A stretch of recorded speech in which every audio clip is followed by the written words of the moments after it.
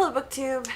At long last, it is I, Leah Cooper, and today I am returning with, I guess, my summer reading wrap-up. I've been AFK since the beginning of May. I think the last BookTube video I put out was my April reading wrap-up, and since then I have not done anything on this channel except for like a couple of personal projects, and there's a few reasons for that. One of them being I've honestly been in a reading slump. I think I mentioned this not in my April wrap up, but maybe like the video before that.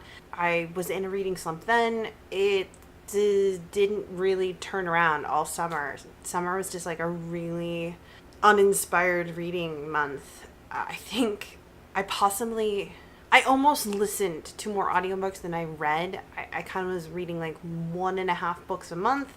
And that's why I just didn't feel like making any videos, because I wasn't reading, I didn't have anything to talk about, and, you know, that's kind of the nature of BookTube, I guess. I've also been really busy with personal life stuff, playing video games instead of reading, just because I'm not interested in reading, and being really stressed out about my job. I'm a writer, I write for a living, and I've been incredibly stressed out about that.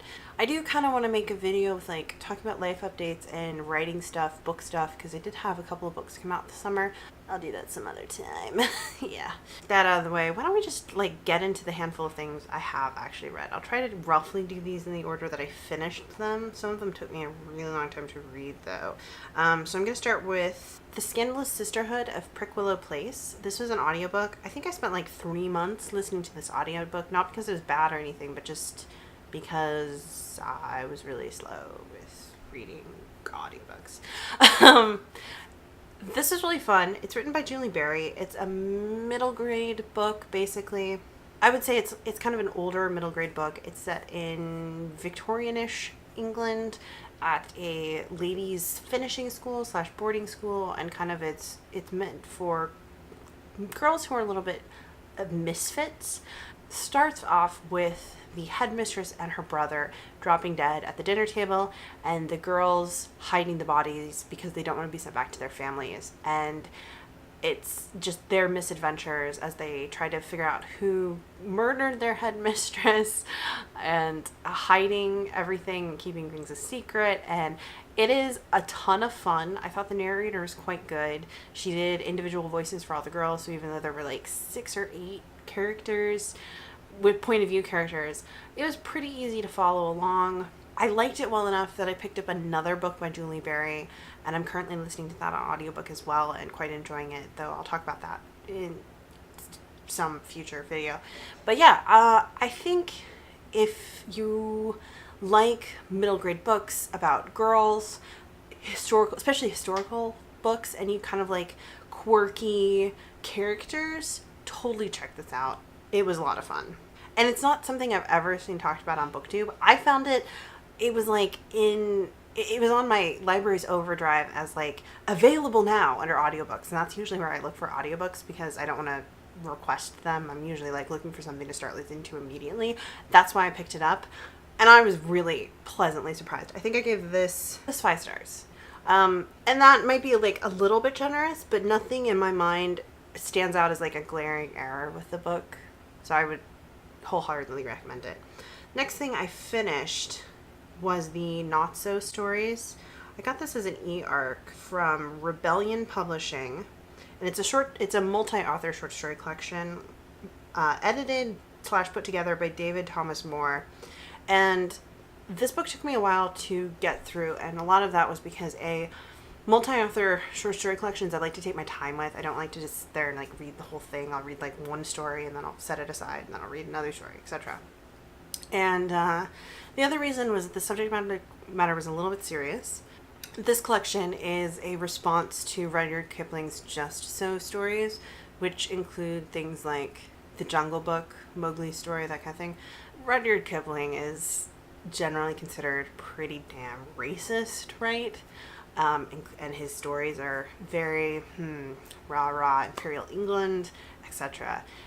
And so the point of the Not So Stories is to collect a bunch of indigenous people of color own voices telling their own narratives in response to Kipling's very white, Western-centric telling of their stories.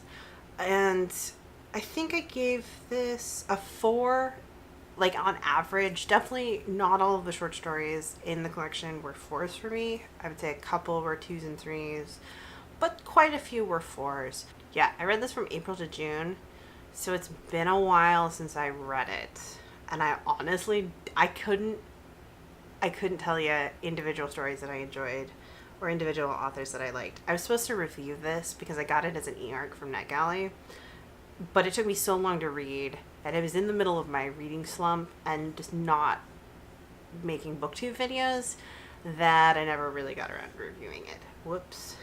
I think if you're interested in own voices, kind of folklore, because there's definitely an element of like creation myths, folklore, local legends, because that's what the Just So stories is about. So that element is extremely strong and pervasive through all of the stories in the Not So stories.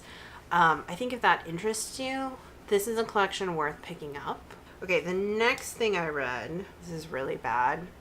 I went to talk about the next book I read, and I honestly can't remember what it's about. So I have to go look it up on Goodreads to refresh my memory. Oh, okay.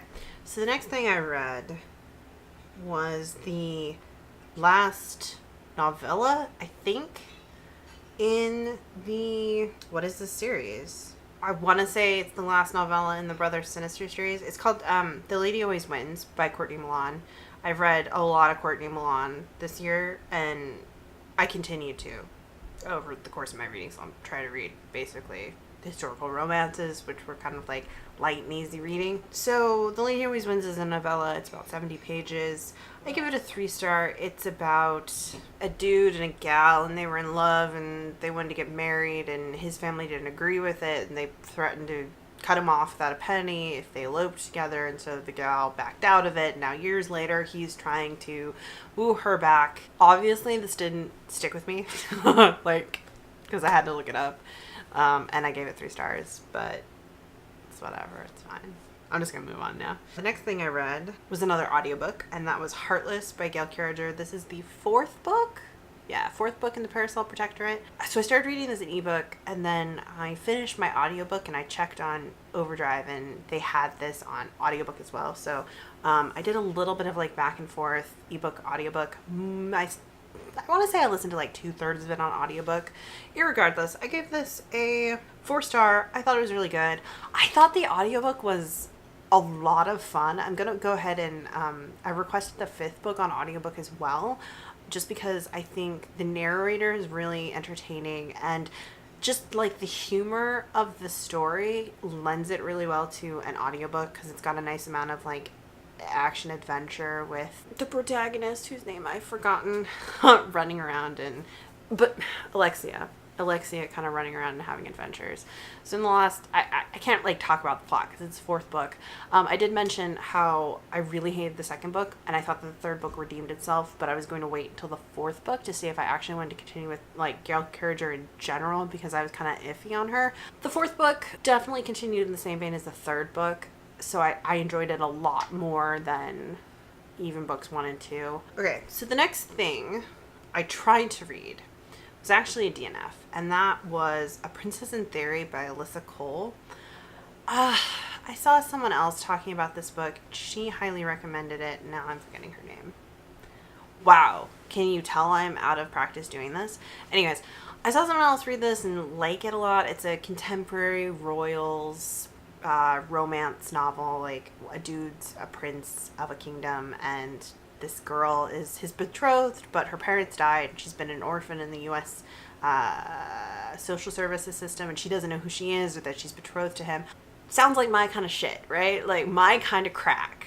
All the tropes that I'm kind of weak to. Because, man, I love me some good royals. Aves. But, I didn't like this. The guy was creepy. The guy was a stalker. And very controlling and, like, alpha male in a way that was extremely off-putting. And then the girl was unfortunately really irritating. She was very disdainful of other women. Her internal monologue tended to lean a lot towards not like other girls and being very judgmental of other women, which is an instant turn off for me. Just, I do not have time for that shit. Just because you are in the sciences doesn't mean you're better than other women. I hate that. It's like, oh, it's so internally misogynistic.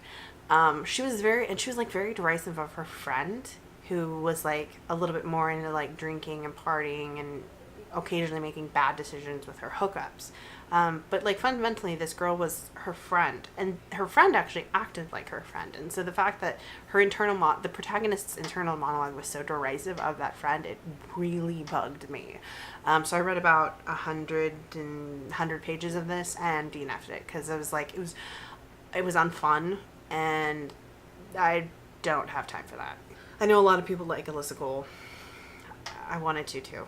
Next thing I read was a free little story from KJ Charles, and that is Wanted, an Author. It's a follow-up to her other short novel, Wanted, a Gentleman, and it sets up another novel she's putting out, and I can't really say anything more than that because it would be spoilery for Wanted, a Gentleman. Wanted, a Gentleman is great. Characters of color, historical romance, love it, would highly recommend it. Read the free short story too if you read that, you know.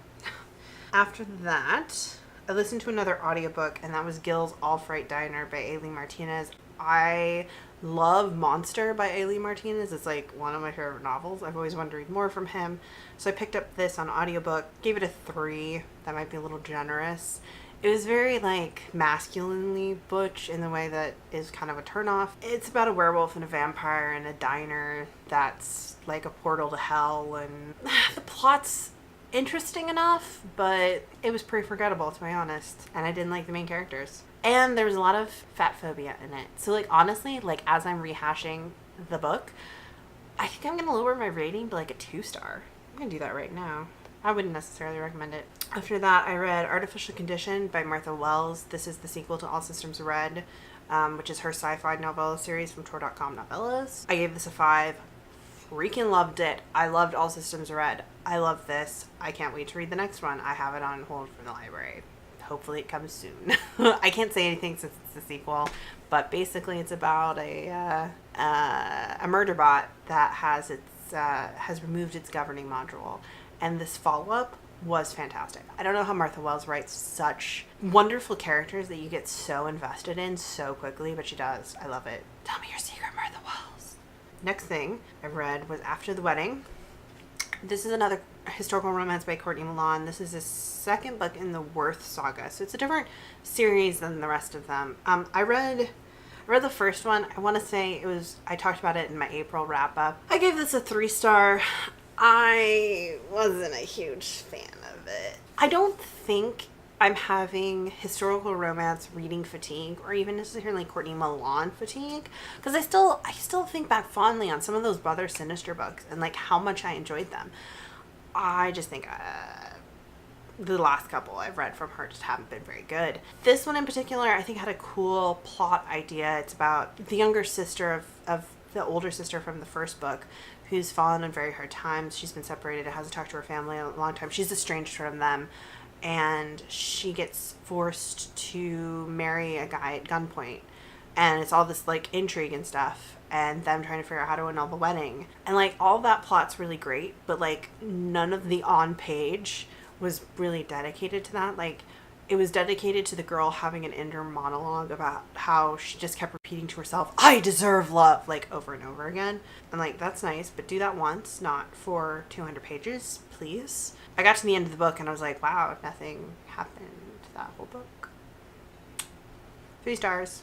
There aren't any more in the series so far, because I think After the Wedding like just came out this past spring.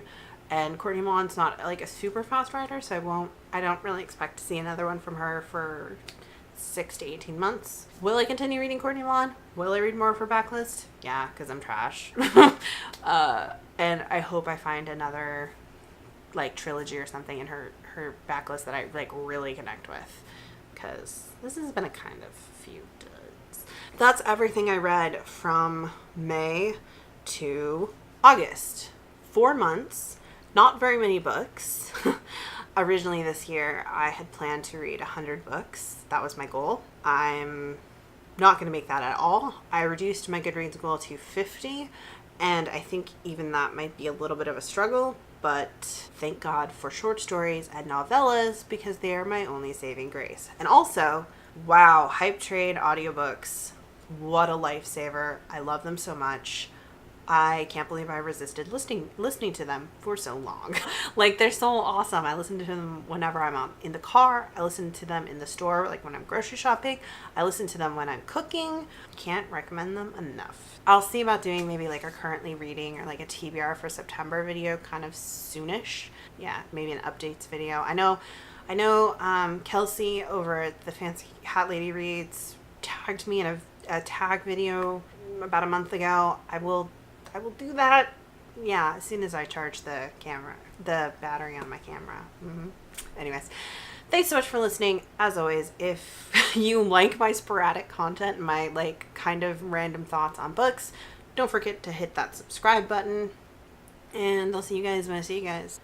Bye.